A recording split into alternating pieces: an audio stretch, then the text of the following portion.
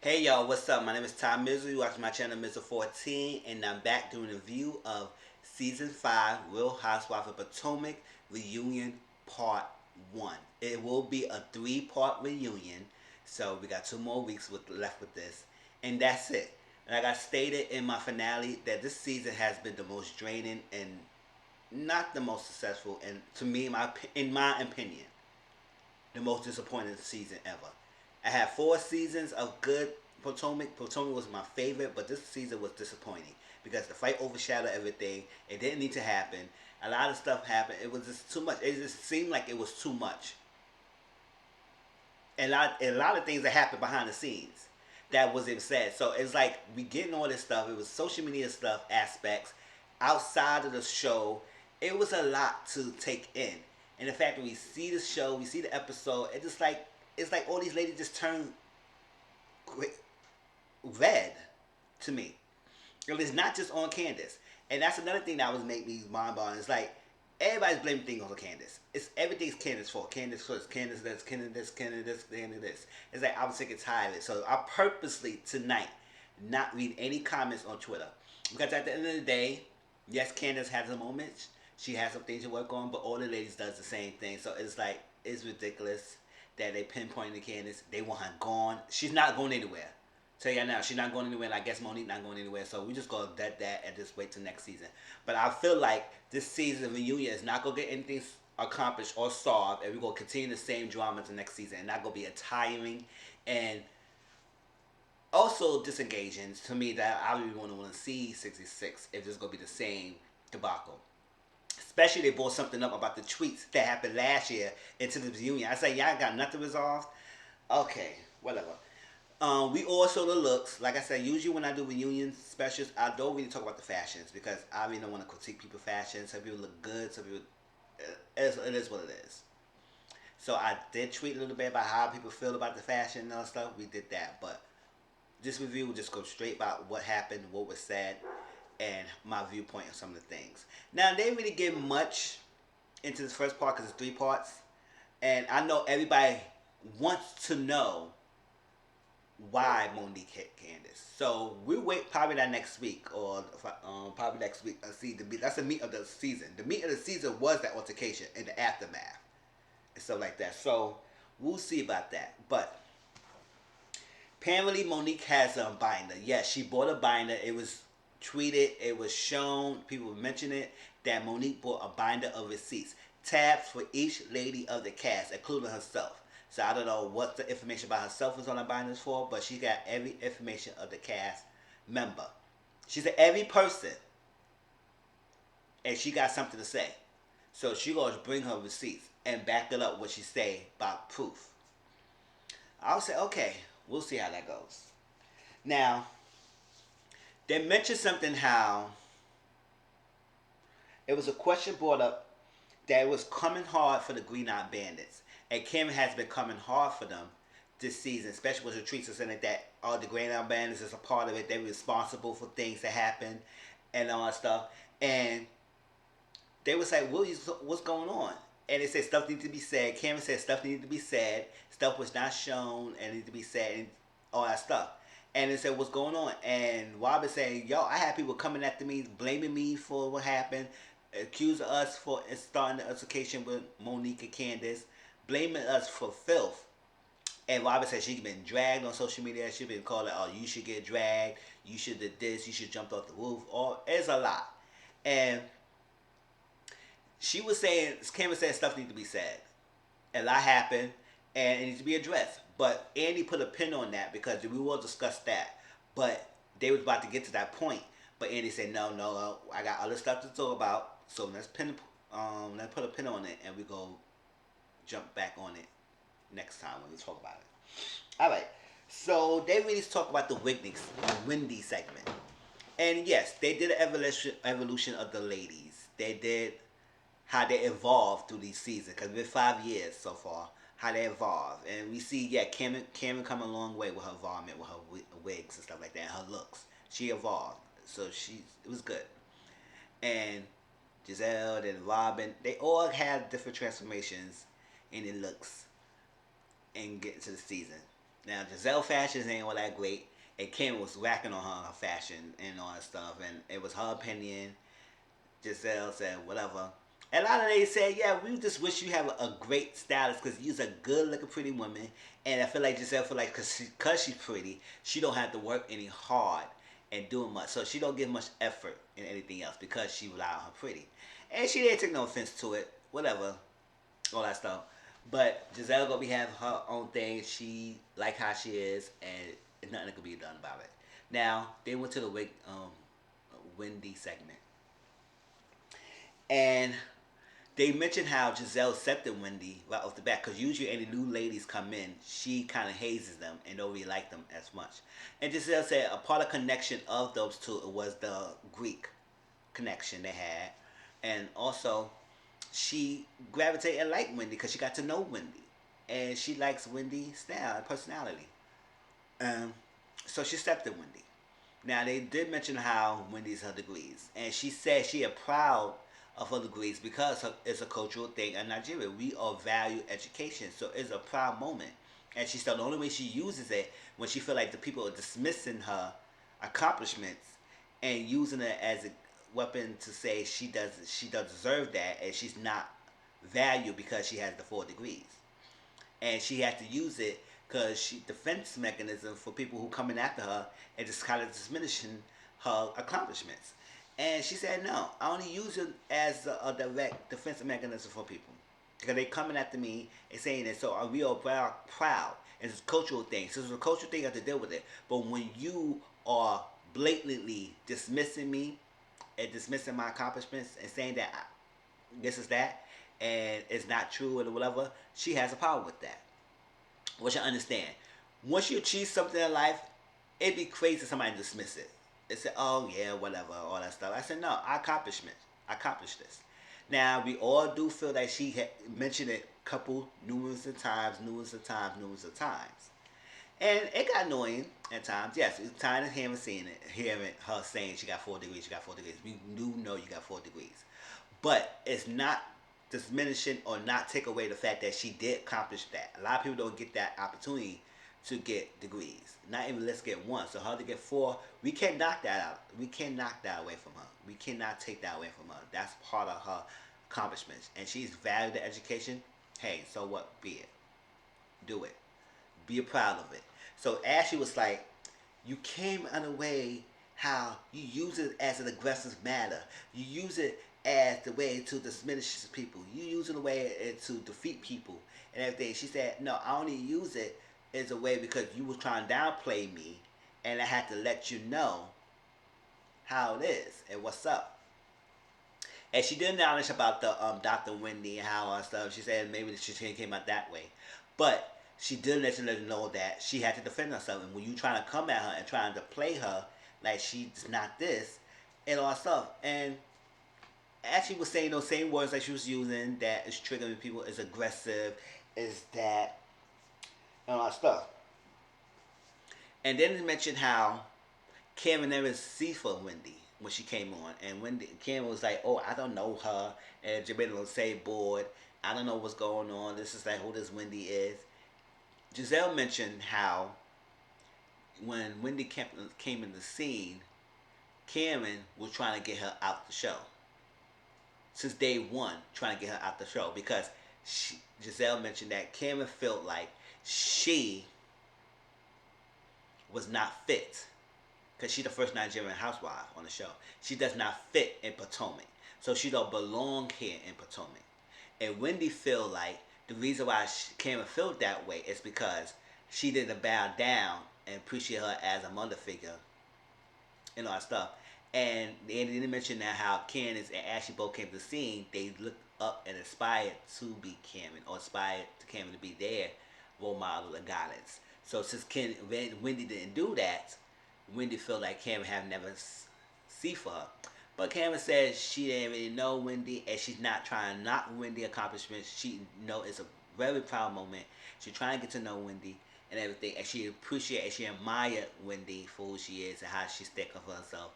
And don't take offense to the Slytherin walking down the steps thing. Wendy found it was hilarious. She found it funny. She didn't find it offensive. So even though she laughed in the show, So, and Kim said, I appreciate that. I like women who don't take themselves too seriously, and I admire that. I said that was a done in the segment where I started. We don't get any deep out. I wish they would have got more in the bottom of it, of why Karen didn't really see Wendy like that. But I guess it's a part of not really knowing her, even though she somewhat know her because they've been in the same board. But we don't get to know more about that. Okay? Now, Candace part. It was a little Candace part. Now, a lot of people was mentioning how Candace was making facial expressions throughout the whole episode. Yes, she was making facial expressions. A lot of ladies was making facial expressions. Monique was done. She did a lot of facial expressions herself as well. So, if you could call her out on that, call everybody else out on that. Okay? All right. I'll just make it clear. And they mentioned how the song, she's good. She did mention how her and Chris purchased a house. She was waiting for Chris to come out so they could mention that together. But yes, they did purchase a home, and the only thing her mother gave was a plant for the house. But other than that, they do have purchased a house. It was their own money and did that. Candace is making moves. She doing her thing. Candace has been doing things. She did a music deal. She does a reality TV show. She did movies. She doing a movie. She doing a lot, and she got her own place. She's making moves. And she's doing it on her own thing. She's grinding. And that's how it is. So when Andy asks her, how's your song compared to Ashley Coffin in Love, it can't say there's no comparison. There's no auto tunes. It's my voice. It's all me and everything. And Ashley said, well, I did a couple of lives of things. I did this and that and stuff. And Candace said, well, exactly. It's the vocals. Your vocals in your song is trash. Now Ashley said, oh, see, this is what we talk about. You always talk about telling people's trash and everything. You always got something to say about people and all stuff. She didn't say you was trash. She said the vocals on your song is trash, and she didn't like it. That's her honest opinion. If you don't like it, you don't like it. It is what it is. Now everybody acting like, oh, Candace can't say that. She would ask a question. Andy asked her a question. She gave her opinion. Well, just like a lot of us, when we hear some songs, we not like everyday song. We might say, oh, I don't like that song. That song is trash. That's the type of words we use. We don't say, oh, well, she could have just done autistic differences, so I'm not here for it. No, if you don't like the song, you would say that song is whack. That song is trash. The lyrics is whack. We will say that. So the fact that she's on TV that she can't say that word, come on now. Don't get triggered by that. So they're going back and forth. And somehow her husband got involved and everything. And she's like, you say a lot of things, and you come after me, and everything, and you got a lot of things going on, and you don't say no remorse for it, and you don't be apologizing, you don't say sorry. Now, they mentioned the tweets. Remember they talk about the tweets of last year where Ashley was giving birth, and Ashley and Candace was going back and forth on Twitter, but somehow they keep mentioning only Candace's part, which is getting me aggravated with that part. I was like, listen, these two ladies do not like each other. They have been going back and forth. Now y'all harping on the fact that what Candace was saying. Yes, Candace admit that she could go way deep with her words. She could cut people hard with her words. Yes, she said she could pull back more. And Andy did mention that how she shows her strengths a little bit more this season, and she does show a little growth and maturity of her strength. But he said your life would be easier, Candace, if you don't respond too much on Twitter, which I do agree that when somebody says something, they baiting Candace to say something, because when she does report back, then everybody act like it's a whole natural disaster. She create this whole world of tornado hit, and it's just devastating that you had to go to hospital, basically. Now, she come back at you after you come after her. So that's why I wish Candace was like, ignore some of the comments. Because people was going to try you, no matter what. Don't have to respond. And that was that. So they were talking about this tweets, and I said, oh my God, we're going back to it. Because she said Candace had never apologized. It took her a whole year to apologize. Why she needs to apologize? Why? Y'all going back and forth. Y'all was beefing. So if she don't apologize, she don't have to apologize. Just like y'all said, Monique gonna have to apologize for what she did. Right? Well, I'm not talking about y'all. About to talk about a lot of fans who saying, "Oh, she don't need to apologize. She said what she said. She don't feel remorseful." Well, Candace ain't feeling remorseful at the time because y'all were beefing back and forth. Why she didn't say it? Because she called her Ben Witch. What is it? You lay in your back and got babies and all like that. And you say, she keep talking about my children and say, what about your children? What about you, your marriage, your stuff? And not worry about me and mine. You could talk about me and mine, but what about your own family? And she said, she keep talking about my children. She talk about children. I said, Robin said, what she had? She hadn't said nothing about your children. She said, you have children, and what about focus on your children? She said nothing about your children. She said, well, yeah, she just said that baby didn't look like Michael. And she said, is that rude? And I was like, okay.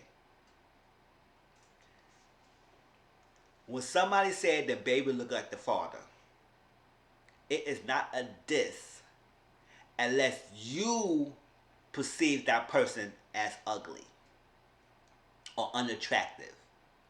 If you lay it with somebody and the person say your baby look like the father and you get all in a bunch, you got to know what the person's intentions are. If they saying that person looks like the father is unattractive, so you get offense to it, right? Because if the person was attractive, you wouldn't get offense to it if they say the baby looked like the father, right? You want to find no offense to it. Oh, the baby look like Chris. The baby look like this. You want to find offense to it if they was attractive. Because she said the baby looked like Michael. What's wrong with that? The baby does look like Michael. Look, a split image of Michael. Just like him. But she said, is that rude that she said the baby looked like Michael? So you low-key saying that you found your husband unattractive. How's that rude? Unless you ask Candace, and what's her intention by mentioning that? If Candace said Michael's ugly, and she mentioned that's the baby look like Michael is ugly, then that's her intentions. But she said the baby look like Michael, and it's true. The baby look like Michael. You can't deny it. He came and denied that paternity to that child. What about you went to more of it? He said, oh, that baby's not mine, the baby not mine. And we say the baby just look like just like her. So what's wrong with that? But you had offense that she said the baby look like Michael. It's not rude. You made an issue more than that. She didn't say nothing about your children. She didn't talk bad about your child. She talked bad about you, but not about your child. So I was like, okay, all right, Ashley. So I would say, no, she don't need to apologize. And why y'all bringing this up a year later now? Okay? Did she not apologize? Monique did this last year to Candace. And she never apologized since then. I don't think she'll ever go apologize now. So, why she don't have to do it, but Candace have to do it. Okay, y'all? No. So, she don't feel any type of way about it? No. Y'all both were going back and forth. It made it seem like Ashley wasn't doing nothing and Candace has been coming after her. No. I'm not buying that. So, they mentioned double standards. How Ashley has been a lot and doing a lot of things, but it's a double standards when Candace had to do it and y'all call her out on it and you gotta make her apologize and everything. And they said, oh, it's not true. It's not true. Why did they? I said, because Ashley has apologized. No, Ashley hasn't really apologized that much. You know, she really hasn't. She didn't go out her way to apologize to people like that. It just happened to fall as a line that y'all said, oh, okay, whatever. It is, so that's Ashley. Let's move forward. And try to make it, no. She didn't really go out the way. And y'all wasn't really hammering her to apologize either. So, and Ashley felt like she wanted to apologize. She tried to apologize, but nobody was badgering her to apologize. She said, oh, no, we got to sit down together. You got to apologize to Robbie. You got to apologize to Gizelle. Nobody told you to do that. So it is a double standard how they make it Candace feel like she got to then nail to the cross to apologize and do stuff that was she done, but nobody could do nothing to Ashley. So, another thing was brought up, colorism. Do you do colorism play a part? How Candace and Wendy are attacked heavily for their actions, but the other ladies not have been. Particularly the Green Eye Bandits, Cam and Ashley. And Wendy want to know what your answers are going to be because it has been like that. And they would say, no, I don't think it's a thing. It's about your actions. If your action portray like that, that's how it is. No, not like that. Don't play that. Don't play that card. Because if you go and say that, then everybody have every right to call you ghetto, hood rat, aggressive, if you just by the action.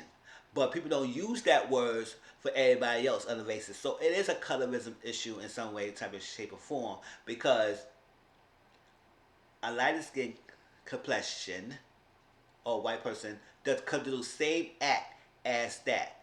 But it could be, oh well, somebody did something to him. She responded to stimuli. She's doing all that stuff. But say, let a black woman, a dark skinned woman, does that. Aggressive, ferocious, mean, attitude, hood rat, brat, ghetto. It's like, why would you have all that words? Why does it have all that? So I do agree, and I understand where they coming from when they said all that. I do understand that. It is a somewhat, in my opinion, a colorism issue because they do nail Wendy and Candace a lot. Because they darker skin complexion, they use those type of words. Because Ashley has been using it, and she used it again in the reunion. The type of words: aggressive, ferocious. This is that. You said that words, girl. And she's like, no, it's not like that. No, you twisting the words. It's not coming like that. I was not meaning about that. All that stuff. So Eddie said, if a dark skinned woman has been doing this thing and then show action, execution, what could you? She said, it's other words you could use. It's similar content that you could use. Substitute. You don't have to keep using that same thing. Because the best believe if somebody else in the other franchise was doing the same thing, they won't call them aggressive. They're like that. So it is a kind of colorism kind of issue. I do agree. I'm glad he put that question in. But it seemed like they really dive into that deep. Because they couldn't make this a whole segment, but they can't do that. But I do agree it was some way shape of colorism. Beat me. That's what I feel like. So they took a little break after that. And most of the time, Monique really ain't really saying much. I mean, she was giving facial pressure. She was saying hand in, stuff like that. Just like everybody was pointing out Candace's facial pressure. Monique was doing the same thing. Rolling her eyes, this and this, all that. She said her little piece of hand there, but she didn't really have much. So her part came out at the end when she just came out and went after Gizelle. Now, when they talk about Gizelle and Jamal segment, right? They have a whole history. Karen went in a juggler. She said, oh, that's not what it is, because she said her Jamal is good. They together right now. We good and all that stuff. And she said that's not the word on the street. The word on the street is that Jamal was trying to save your job but pretending to be your boyfriend this season because you didn't even have nothing on storyline. So he did it for you, and it's all for television. And it's also a possibility that he has another child in the way, and that new baby is a product of him having relations with someone while he was dating you. So is it true that this is all made up and y'all not really together? And is it true that he has another baby on the way? Now, Gizelle said no, he don't have no baby in the way, and it's all lies, and I don't know where she's coming from with all that stuff. No. So, this one, Monique joined in, and she said, oh, really? So it was all lies when Jamal was talking to a past-related friend for years and sending messages to me, reach out to me, and all that stuff. So everybody said, what? What's coming out? Monique came with her middle binder saying that Jamal has been dating some pastor lady for years now. And the pastor lady, I guess Jamal told her that, no, it's a reality TV show. It's made up. It's not real. We not really together. Because she said Jamal can't ask her schedules, when she gonna come around, when she this and that. She said it's not good for me to come around to Atlanta when you got the relationship. She said, what you talking about? That's not real. No, you can come down. I'm not with Gizelle. It's all for TV. And she was saying, oh, put messages in the bed. Other things. She pulled out her binder, went to the session, and Candace was like, she was waiting for this. Now, before Monique did all that, she said in the break how she would say, Ashley, you said Candace in there saying a lot of things and not really saying accountability for what she's done. Candace said she could admit she should have pulled back on what she says, and she realized her words could cut deep. What more can you say? Just like how much you could say you ain't doing much, she could do the same thing. And she was like, I don't know, the people can coming after me and all that stuff like that. And I've had dirt in every one of these cast members in this cast right now. So they want to come after me, I could bring it out. I have my binder, I could bring these receipts out.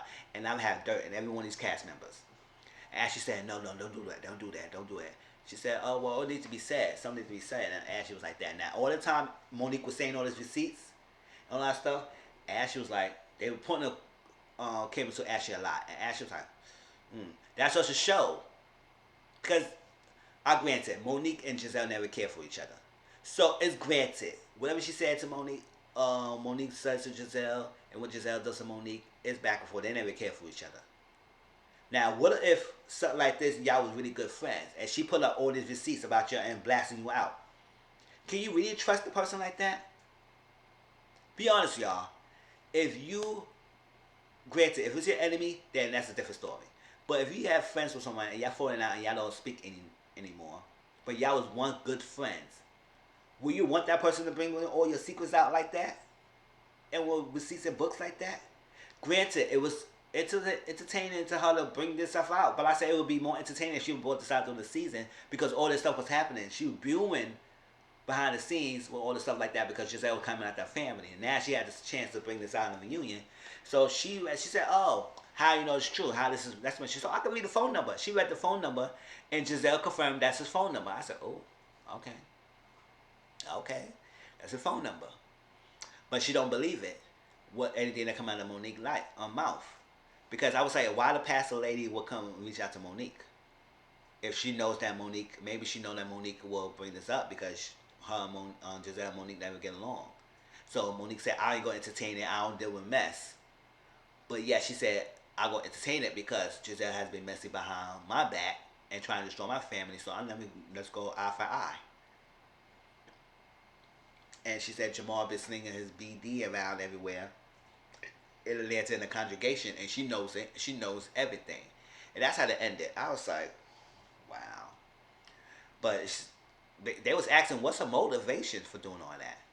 And everybody was looking at her and said, wow, she just came out. I was like, listen, I don't know. And I would say, listen, you don't have time, but you had time to put all your secrets together. I would say, okay, Monique. Like I said, I already know people gonna be Monique stan, so I purposely not gonna try to read too much social media comments about that. I would say whatever. I'm gonna read it and I don't need to respond because at the end of the day, we'll see if Monique hold herself accountable because she was going off. I want to know if she gonna hold herself accountable for her act. Candace gotta hold herself accountable for her act. Whatever she does, she gotta work on. Monique, you definitely need to work on yourself as well. But that segment right there, like I said, she don't care for Gizelle, so it's fair game, love, or war. But what if it was somebody that she was good friends with? What if she did that to Ashley? What if she did that to Cam and all that stuff? Where y'all have the same smoke about why she did that? Because y'all supposed to be friends. If y'all falling out, secrets, all that stuff, and all that things shouldn't be brought up to light like that. Okay? But y'all tell me how y'all feel. Please like, comment, subscribe to my channel. Tell me how y'all feel about this reunion so far. It's 2 more parts, so stay till next week, y'all. Peace.